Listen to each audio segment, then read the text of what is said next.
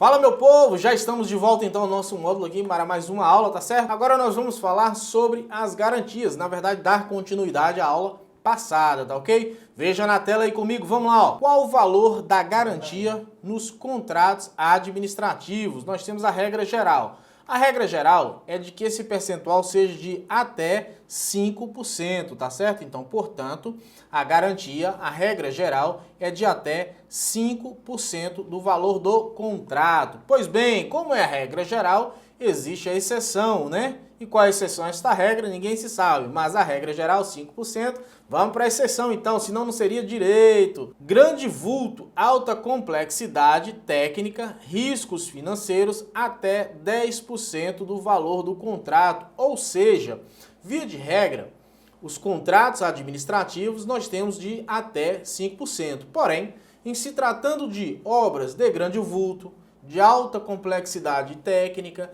de riscos financeiros, esta garantia poderá chegar até 10% do valor do contrato, tá ok?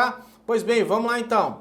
O que é contrato de grande vulto, professor? Veja comigo. São os contratos que ultrapassam o valor de 25 vezes 3 mil, ou melhor dizendo, 3 milhões e 300 mil reais. Isso daqui, na verdade, é o valor dos contratos de grande vulto, tá ok? E onde é que está isso?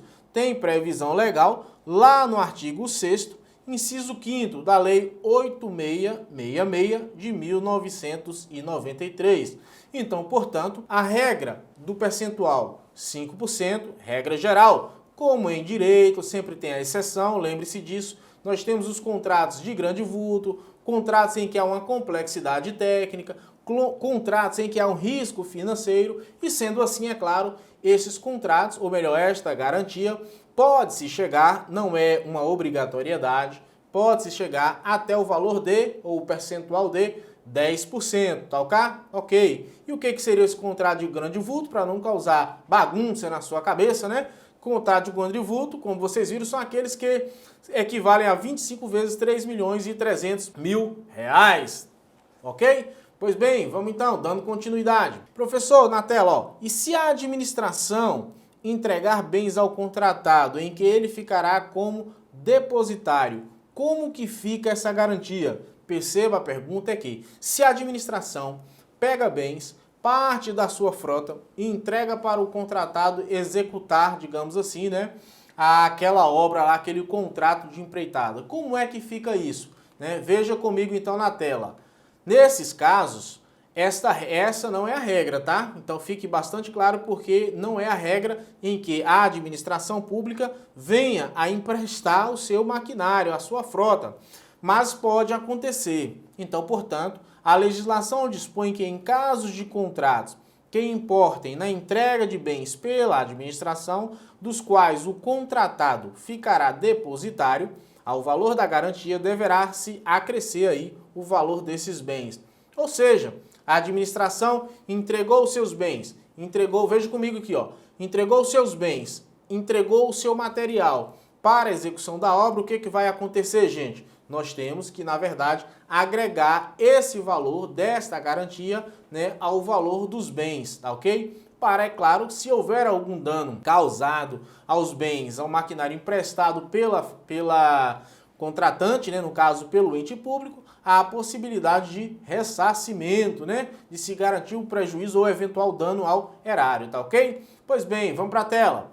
Em havendo descumprimento contratual, poderá a administração utilizar-se da garantia como parte de eventual indenização? O que vocês acham? Veja a resposta. É claro que sim, né? Então, em caso de descumprimento contratual, a garantia pode ser utilizada pelo Estado como mínimo indenizatório, ou seja, o ente público pode executar a garantia e cobrar a indenização excedente em caso de prejuízo ultrapassar o valor da caução. Então, portanto, ó, se houver uma garantia e na conduta praticada, né, digamos assim, pela empresa contratada, pela empresa ré, se houver um descumprimento do contrato, o que vai acontecer? Esta garantia, ela será, na verdade, utilizada, né, como o quê? Como uma forma de amenizar a indenização devida pela empresa contratada para com o Estado. É a forma de caução, beleza? Tranquilidade? Pode sim utilizar. Pois bem, por outro lado, veja aí, havendo o adimplemento contratual por parte da contratada, o que será feito com a garantia, né? Óbvio, ó, se a contratada devolve, ou melhor dizendo, cumpre com o seu contrato, cumpre com o que foi avançado, nada mais justo, nada mais correto, dê a César o que é de César, então, portanto, devolva, né? Então, se a administração, se o administrado cumpriu o seu papel, é necessário que haja a devolução. Então, aí, veja comigo na tela, é correto a devolução, sob pena de haver um locupletamento ilícito por parte da administração pública. Então, portanto, a regra é que haja a devolução, sob pena de enriquecimento ilícito, tá bom? Veja comigo aí na tela, galera, ó. Em caso de cumprimento contratual e adimplemento de todos os seus termos pelo particular, a garantia ela deverá ser devolvida e, se foi prestada em dinheiro, deverá haver a correção do valor no momento da devolução. Ora, nada mais justo. Quando há, na verdade, esta caução em dinheiro, em espécie, via de regra, esse dinheiro tem que ficar onde? Em uma conta que tenha uma atualização, tá certo? Para que o valor empregado ou o valor depositado pelo administrado não perca, né, digamos assim, ao longo do tempo, perca a sua valorização, beleza? Vamos para a tela então, olha, cláusulas exorbitantes, né, é aquilo que nós vamos falar, ou seja, vem comigo, ó, cláusulas exorbitantes, prerrogativas da administração, enfim, é o que eles denominam, né, a doutrina. Pois bem, vamos lá então, ó, cláusulas exorbitantes, de onde é que elas surgem, né? De onde elas surgem? Elas surgem da supremacia do interesse público sobre o particular, colocando o Estado em posição de superioridade. Então veja comigo, tá aqui bem em destaque, ó, supremacia do interesse público sobre o quê? Sobre o particular. Como assim, professor? Desde o início eu venho falando com vocês a respeito disso, a respeito do princípio da supremacia do interesse público sobre o particular, e que nos contratos administrativos, por haver uma incidente, digamos assim, né, de forma bastante incisiva, os direitos, né, digamos assim, as normas de direito público, então, portanto, o Estado, ele faz uso de quê? De uma relação de império, o Estado é quem manda, o Estado é quem determina. Então, portanto, essas cláusulas exorbitantes surgem ou decorrem da supremacia do interesse público, tá ok? Vamos lá, então. São implícitas em todos os contratos administrativos, não dependendo de quê, gente? Não depende de uma previsão expressa no acordo, pois decorrem diretamente de onde? Do artigo 58 da lei. Então, portanto, estas cláusulas exorbitantes, elas decorrem da própria norma.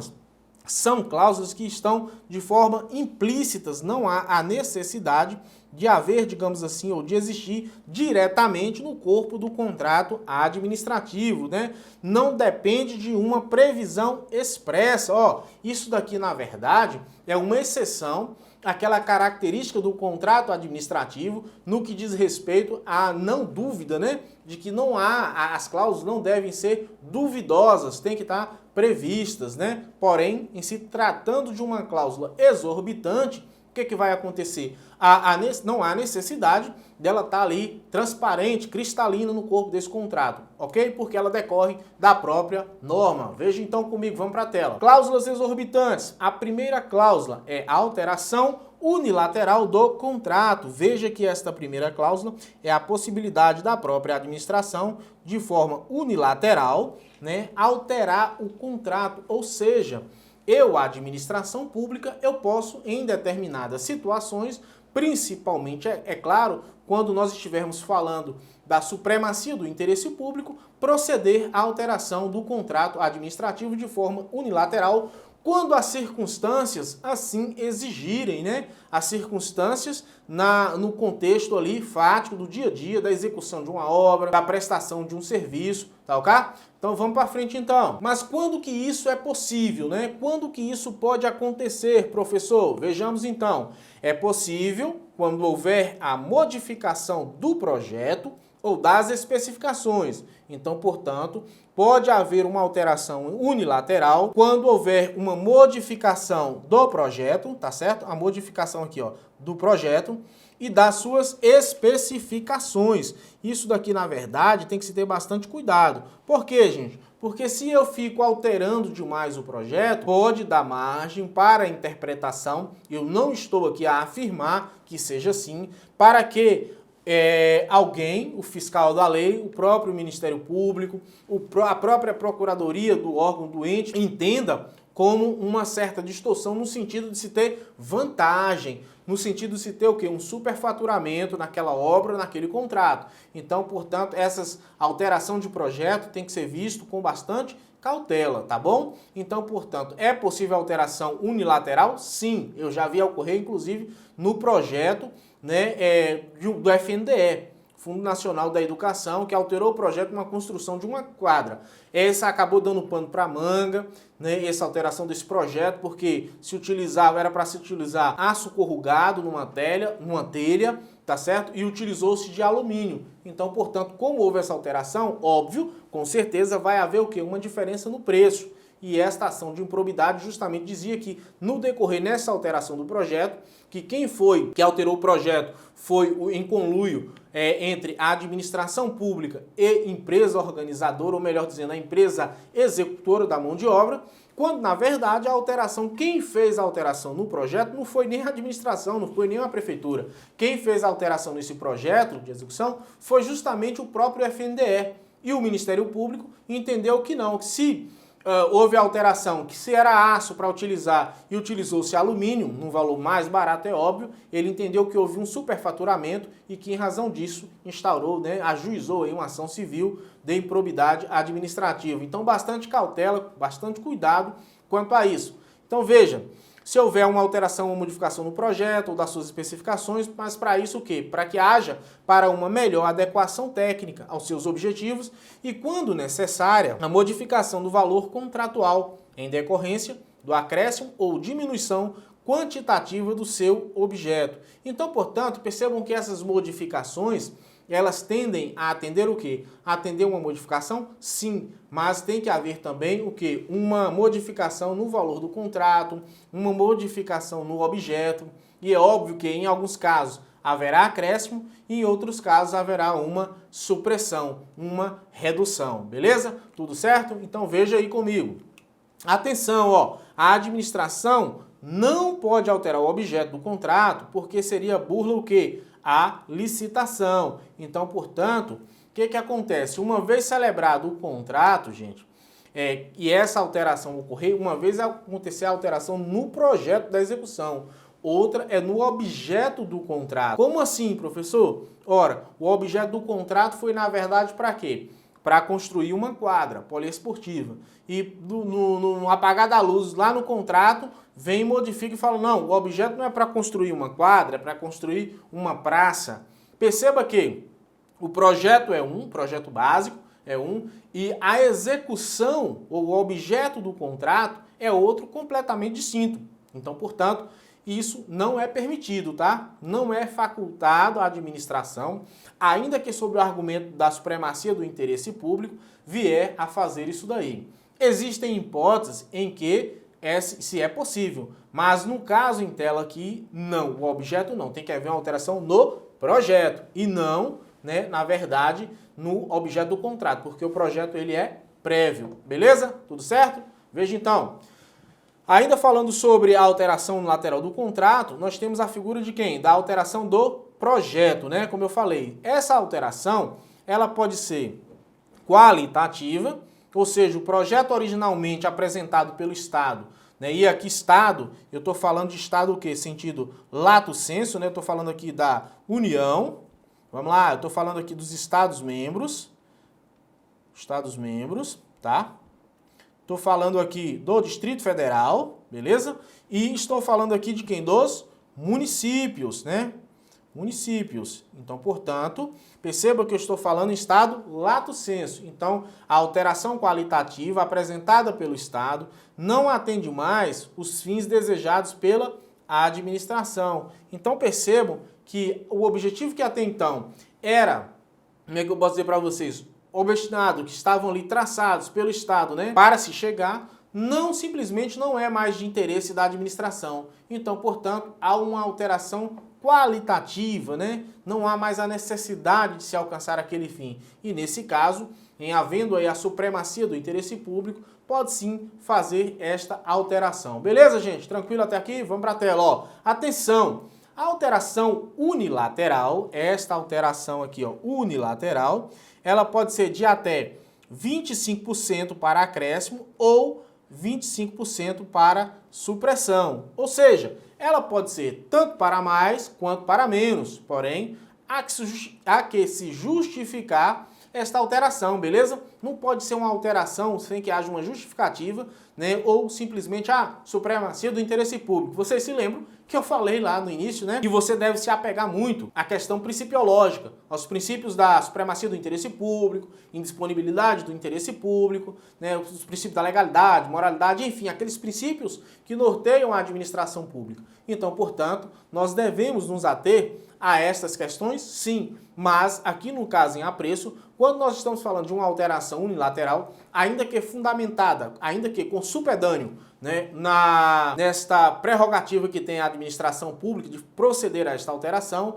tem que se fundamentar, tem que se justificar, né, essa supremacia do interesse público para que haja esta alteração, principalmente quando houver um acréscimo. Porque é o dinheiro público que está em voga, é o dinheiro público que está em pauta. Então, portanto, os olhos crescem. Olha a oposição. Veja comigo na tela, gente. Tem exceção, professor? Tem sim.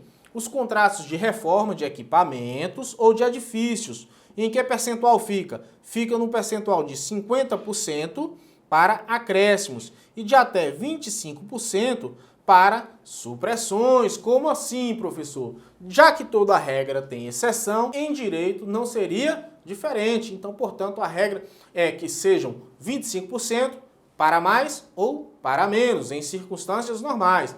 Mas a gente sabe que quando a gente está mexendo lá na casa nossa, né? Eu aqui em casa resolvi fazer uma reforma, o que eu fiz? Comecei a quebrar, pof, quebrei. E aí eu tinha uma previsão de gasto de 10 mil reais. Ocorre que nessa minha reforma, eu percebi que houve a necessidade de gastar um pouquinho mais. Diante disso, eu gastei 12.500, né? Ora, nessa sistemática, eu gastei o quê? 25% a mais daquilo que estava previsto no orçamento.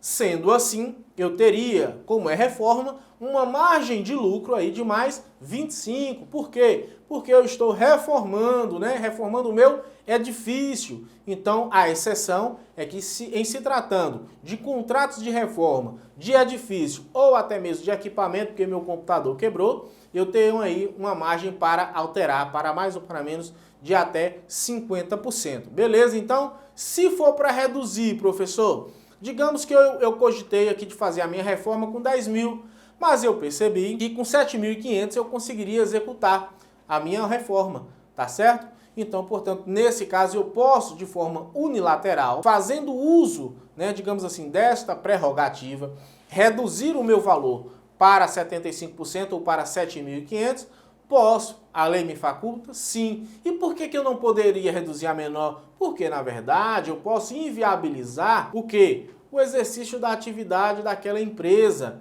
né? Aí eu estaria reduzindo em demasia, comprometendo a saúde financeira da empresa, beleza? Tudo certo, então? Vamos para a tela. Continuando ainda com cláusulas exorbitantes, falando da primeira cláusula, que é a alteração do contrato, né, unilateral do contrato, nós temos aqui uma atenção, presta atenção, o que que diz então? Olha, a margem de lucro inicialmente contratada não poderá ser alterada pela administração pública de forma unilateral. É óbvio, nós, enquanto empresas, nós trabalhamos com uma margem de lucro, nós entramos numa licitação já com tudo calculado, porque o preço que está previsto no edital, né? Quando eu vou para ela, eu posso chegar ali e falar assim, olha, eu, enquanto empresa, posso chegar até aqui, o meu preço é X. Se houver, né, digamos assim, qualquer variação, isso pode comprometer, é claro, a saúde financeira da empresa. Diante disso, esta possibilidade de uma alteração unilateral por parte da administração, mesmo sendo uma cláusula exorbitante, ela na verdade aqui não pode o quê? Alterar a margem de lucro da empresa, gente. Porque senão isso coloca em dificuldade, óbvio, financeira a empresa. Tudo é calculado. De igual modo, a administração não pode se dar bem ao extremo, buscando a economicidade. Por outro lado, a empresa também, no exercício da sua atividade, não pode ser fadada aí, ou condenada, digamos assim, a fechar as portas em detrimento da execução de uma obra dessas daí, beleza? Então, tranquilo? Vamos para a tela, ó. No caso de supressão de obras, bens ou serviços, se o contratado já houver adquirido os materiais e posto no local dos trabalhos, estes deverão ser pagos pela administração pelos custos de aquisição regularmente comprovados e monetariamente corrigidos, podendo ensejar indenização ou por outros danos eventualmente decorrentes da supressão, desde que regularmente comprovados. Vem comigo. Em supressão de obras, como eu falei para vocês anteriormente, a empresa, quando ela vai participar de um certame, ela vai calculado. Ela sabe o custo da obra, em tese, ela sabe o custo da obra, ela sabe quanto que vai gastar e qual é a sua margem de lucro. Ela sabe de quantos funcionários ela vai precisar colocar ali para poder executar aquele contrato. Então, portanto, digamos que eu vou fazer uma supressão, a administração, de forma unilateral. Poxa, mas o camarada, o empresário, a empresa já disponibilizou o material para construir, já colocou no canteiro de obras lá o cimento, a betoneira, né? Já colocou lá um monte de pedra, enfim, tudo isso para executar, para fazer aquele ginásio ou para fazer aquela pavimentação asfáltica na marca, bonitinho, né? Para tirar o 10 e a população ficar feliz. Aí você que é prefeita, você que é prefeito, fala assim, teve um desentendimento lá com o empresário e fala assim, não, então eu vou reduzir agora essa margem de lucro, eu vou suprimir o valor desse contrato, vou encerrar. Não é assim, né, gente? Então, portanto, nesses casos em que a empresa conseguir comprovar, no caso concreto, de que de fato ela exerceu, de que de fato ela já disponibilizou o material, de que de fato ela já investiu ali, ela deve ser indenizada por eventuais danos. Aqui é a volta do anzol, né? Só acha que é a administração que pode, só acha que é a administração que tem. No caso aqui específico, é diferente, beleza? Pois é, vamos ver então. Aí você deve estar pensando, poxa, o professor sabe a de coisa, né? Mas não é não, faca cega. Veja comigo aí na tela, ó. Olha só, onde é que está previsto? Artigo 65, parágrafo 4º da Lei 8666 de 93. Beleza, então? Então, como você viu, tem uma previsão legal, né? Não é o professor que está criando, não é o professor que está inventando, muito pelo contrário. O professor só chega aqui, copia e cola e explica para vocês, né? Tá na lei, a administração pública trabalha pautada na norma, beleza? Então, tranquilidade. Olha só, veja comigo então. Olha só o que está lá em cima. A alteração deve decorrer de interesse público, superveniente e devidamente justificado. Ou seja, o interesse público tem que estar justificado, gente. Não é tão somente eu chegar e querer, eu como gestor, né, digamos assim, me achando aqui, ó, me achando ser todo poderoso, né, prefeito, recém-possado, o cara todo poderoso, eu vou lá e vou falar assim, eu simplesmente vou alterar a cláusula do contrato, eu simplesmente vou modificar toda essa estrutura aqui na licitação, uma vez depois dela já em execução, né, o objeto e tudo mais. Pode isso, Arnaldo? Nós vimos que não pode, beleza? Tudo certo? Pois bem, veja comigo na tela. Segunda cláusula, rescisão unilateral do contrato. Então, nós vamos rescindir o contrato, nós vamos terminar o contrato. Como assim, rapaz? O que é a rescisão? É a prerrogativa dada ao ente público contratante de pôr fim à avença. A prefeitura, o município, o estado, a União simplesmente chega e faz o quê? Eu vou acabar com esse negócio.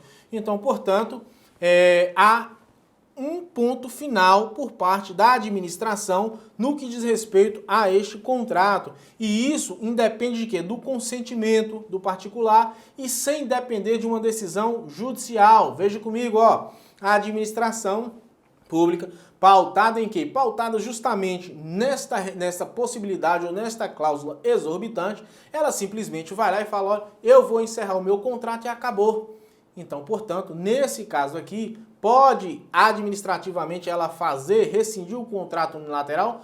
Pode sim, mas nós sabemos que isso não decorre da noite para o dia, né? Eu, gestor, dormi, briguei com a dona Maria, fui dormir, e aí quando chega lá no dia de amanhã, simplesmente com raiva de tudo e de todos, né, inclusive de ter acordado, vou lá e vou simplesmente rescindir um contrato. É uma prerrogativa? É, mas existem parâmetros, existem caminhos a serem seguidos para tal fim. Veja comigo, onde é que está a previsão disso daí? No artigo 77 e seguintes. Isso aqui não é o professor quis colocar parágrafo não, tá? Parágrafo é assim, ó. Aqui é o artigo 77 e seguintes da Lei 8666 de 93, beleza? Veja mais embaixo, acompanha, ó. Pode-se dar em razão do inadimplemento do particular ou pelo interesse público devidamente justificado. Então, portanto, esta rescisão unilateral vai ocorrer quando houver o inadimplemento contratual por parte da empresa contratada. E se ligue, porque tem empresa que dá canseira na administração, principalmente aquelas empresas que não possuem, digamos assim, um poder econômico suficiente, ou seja, no linguajar entre nós aqui, não possuem bala na agulha, né, para ficar 60 dias aí sem receber faz-me rir e continuar, né, no canteiro de obras. É por isso que é interessante no edital ter justamente parâmetros para se enxergar a capacidade econômico-financeira da empresa. É por isso que se exige um valor de garantia, né, para que a empresa tenha uma boa saúde financeira em tese, para que ela possa, na verdade, executar aquela obra e não deixar a administração na mão, tá certo? E aí, nesses casos, esta rescisão pode ocorrer em razão de quem? Do inadimplemento do particular, certo? Pelo interesse público. Então, é justamente nessas duas hipóteses em que nós temos a justificativa para, então, procedermos à rescisão unilateral, né, do contrato. Não é tão somente eu, como gestor, querer fazer isso daí, beleza? Vamos lá então, segunda cláusula ainda, rescisão unilateral do contrato. O que ocorrerá, professor, se houver a aplicabilidade do interesse público justificado? Lembre-se, o que ocorrerá se houver a aplicabilidade do interesse público justificado? O que pode ocorrer? Ó, a administração ela deverá indenizar o particular, se houve dano, né? Bem como indenizar os investimentos não amortizados do contratado em razão da extinção antecipada do acordo. Então, é simples. Se houve, né, se foi a administração que, na verdade, procedeu a esta rescisão antecipada, então a administração indeniza desde que haja dano, bem como, né, justamente se houver o quê? Investimentos, né? Como eu falei para vocês, muitas vezes o camarada já colocou o material lá no canteiro de obra, já contratou gente, tudo mais, e aí você simplesmente chega para ele e fala que em razão do interesse público, um engenheiro lá da prefeitura, do estado, chegou da obra, falou que você está construindo aquela pavimentação num terreno íngreme, né? Ó, que palavra massa, íngreme, na ladeira, né? E aí, se for mexer na estrutura daquela parada ali, o morro vai derrabar, vai desabar, vai cair sobre as casas daquelas pessoas que estão lá embaixo, não é isso? Principalmente naqueles municípios, naquelas localidades onde a gente tem aquela região montanhosa, e aí percebeu-se que poderá ocorrer o quê? Poderá ocorrer uma catástrofe, né? E mortes, né, de pessoas. Então, portanto, nesse caso específico, o interesse público deve prevalecer. Então, suspende-se a execução. Mas percebam que nós já colocamos todo o material lá, cara. Já estava tudo previsto, já estava tudo contratado, mão de obra. E aí, eu vou arcar somente, eu sozinho com isso, poder público? Óbvio que não, né? Quem fez o projeto não fui eu, enquanto empresa. Eu tão somente estou ali para executar, ganhar o meu trocado e seguir a vida, né? E é óbvio que o meu papel ali é fazer algo que bem feito, na íntegra, tudo bonitinho, para que todos fiquem felizes, tá certo? Veja comigo na tela então, ó. O particular contratado terá direito à devolução da garantia prestada, aos pagamentos devidos pela execução do contrato até a data da rescisão e ao pagamento do custo da desmobilização. Então, portanto, o contratado tem direito de receber a garantia sua que deu de volta, sob pena de estar a administração locupletando-se ilicitamente, né? Pegando dinheiro do particular, isso não pode, tá certo? Bem como ela também tem direito de receber aqueles pagamentos que muitas vezes, e não raro isso acontece, né? Esses pagamentos ficaram pendentes, ficaram ali para trás, então ela tem que receber também esses pagamentos, ainda que haja a rescisão do contrato, beleza? Bem como o custo da desmobilização, né? Ou seja, de tirar toda aquela parafernália dali e levar para a sua, digamos assim, o seu ambiente, o seu local devido, tá ok? Então é justamente nesse sentido também que faz jus a empresa de receber para que as coisas permaneçam aí dentro da sua normalidade, perfeito? Atenção, olha comigo aí, ó. O entendimento majoritário é que se paga lucros cessantes. O que seriam lucros cessantes, professor? Lucros cessantes é a expectativa de lucros, né, de lucro que a empresa teria para poder receber diante daquele contrato. Há um entendimento majoritário nesse sentido de que é devido lucro cessante também, beleza? Tudo certo na Bahia? Pois bem, vamos lá então para a tela, ó. Segunda cláusula, rescisão lateral do contrato. Algumas considerações a serem feitas. Quais são elas? A primeira, inadimplente o particular, o contratado do poder público deverá assumir o objeto do contrato, ou seja, o camarada da empresa não cumpriu com o acordado, a empresa é quem vai. Bom, e para a gente não estender ainda mais esse nosso bloco, é aqui assim, é pai bola. Eu vejo vocês daqui a pouquinho, até lá.